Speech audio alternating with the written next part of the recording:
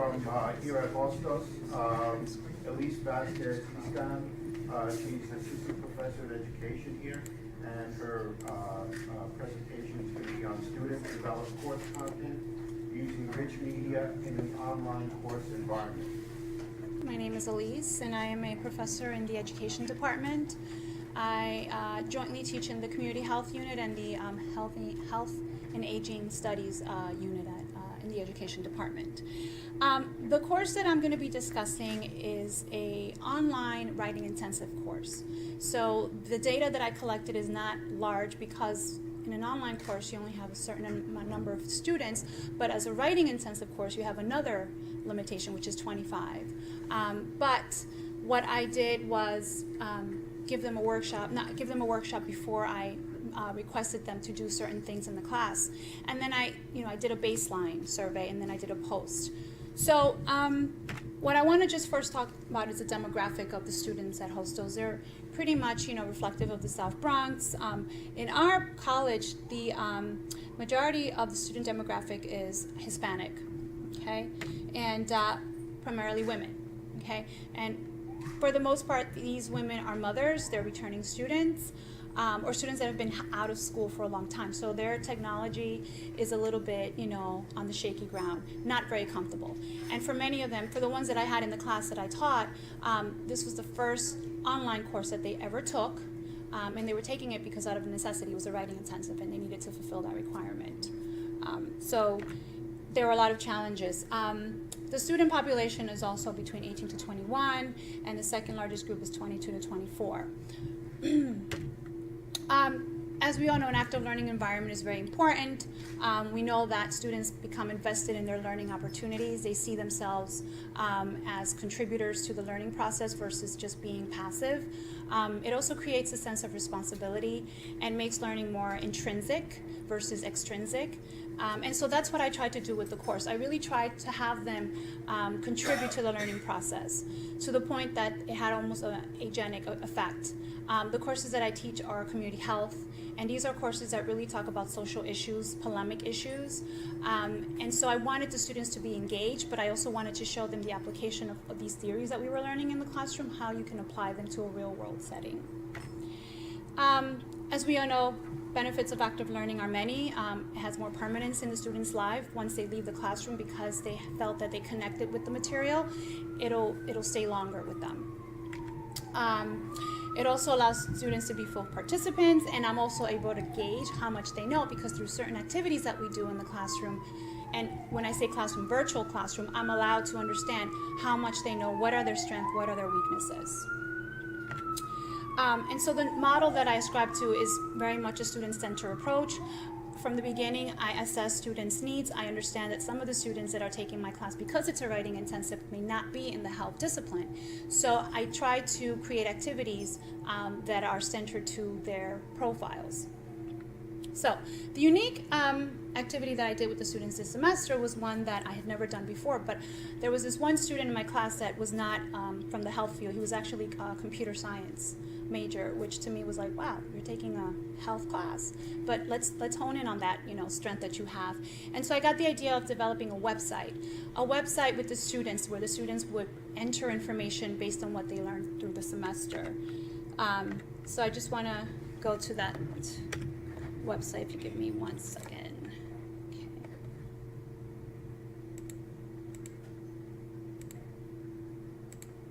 Okay, let me just minimize because I thought I had it in the slide.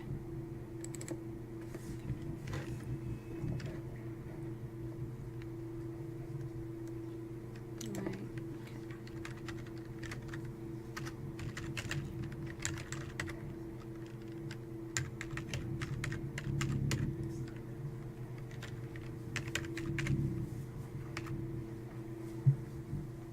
Okay, so this is the website that the students created.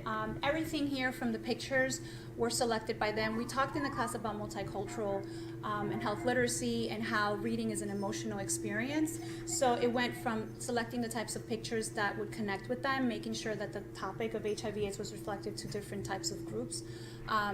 So the about us, what they wanted to define themselves as a group of students who were concerned about the burden of HIV/AIDS among racial and ethnic minorities, and their hope was to engage other young adults to join the fight. So a lot of them, they were given a prompt through the course of what do they envision themselves doing to stop the HIV epidemic. And they also were asked what type of information would be useful for you to understand about the epidemic. And so they gathered, we learned about peer review information and how to decipher between websites that were not credible and credible. And they really took that opportunity to learn about the different health sources.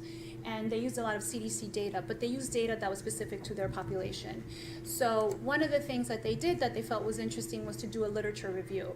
And they created this chart that really shows the different factors that influence HIV risk behavior in young adults. And so, it shows at the top the proximal factors, and at the bottom the more distal factors that influence. And they kind of listed some of the references that they use. So anyone else that would go into the website that would be interested in knowing about this, they could go to it. They also had demographic data from the CDC really showing the issue of HIV in the adolescent population. And so they found all these data sources, and they kind of put them up on the website. These were sources that they used for their term paper, and they decided they wanted to put it in a visual format. So they just went to the CDC website and uploaded these sources. Okay. So in addition to uploading this data, they also created the tab Stop HIV.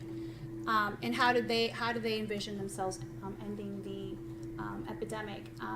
So the prompt that they decided to talk about, because they realized during conversations that we had online that this is a generation that for the first time has grown up with people, in school having HIV, being born with HIV. And I had said to them, when I was a kid, I didn't have that issue. I didn't have any, classmates that had HIV, but now you have that. And so many students in their social network may have a friend that they're not even aware that they have HIV. And so they wanted to make sure that those that were HIV positive were also part of the solution and weren't alienated in ending the epidemic. So their question was really a global question. As a sexually active young adult, how do you cope in the ongoing era of HIV/AIDS? For example, how do you cope with the reality that there are young adults who are HIV positive, for example, born HIV positive or acquired it, and maybe in your social circle? Do you use any strategies to prevent HIV transmission? Are you doing anything that you feel works or has been successful in preventing the transmission of HIV? And these were some of the comments that they wrote. The other thing that they found was that as they wrote some comments, they also were getting, because it was an active website, so they were getting comments from people outside.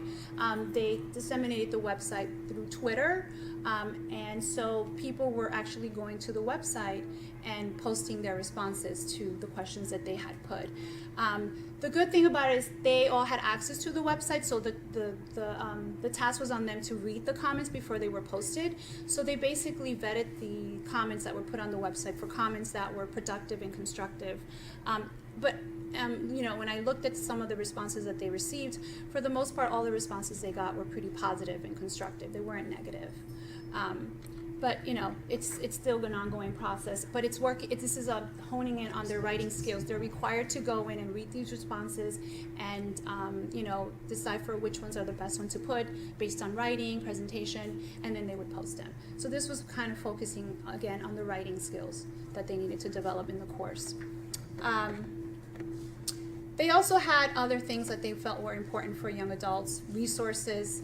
They felt that we were talking about destigmatizing HIV, and so what better way to destigmatize it by showing our own president getting tested for HIV.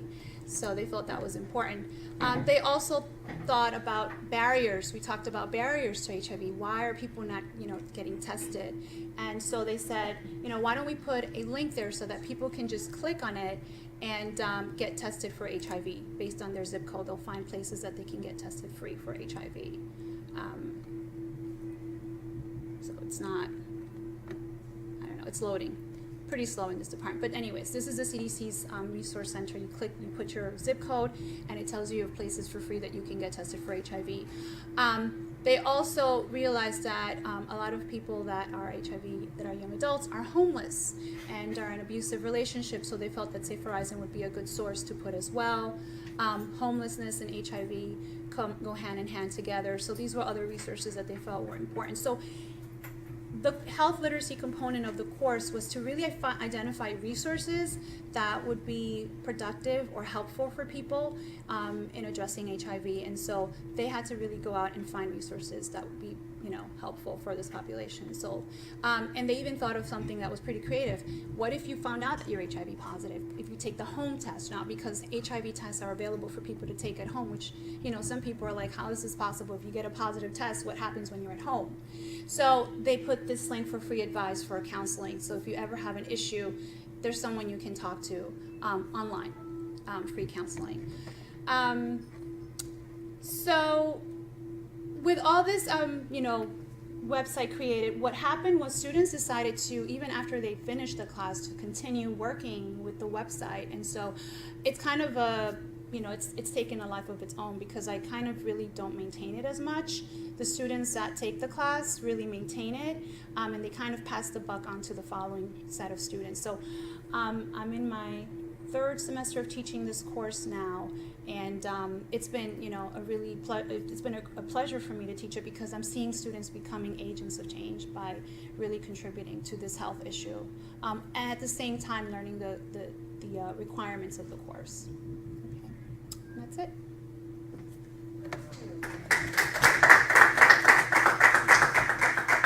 You're all making my job easy.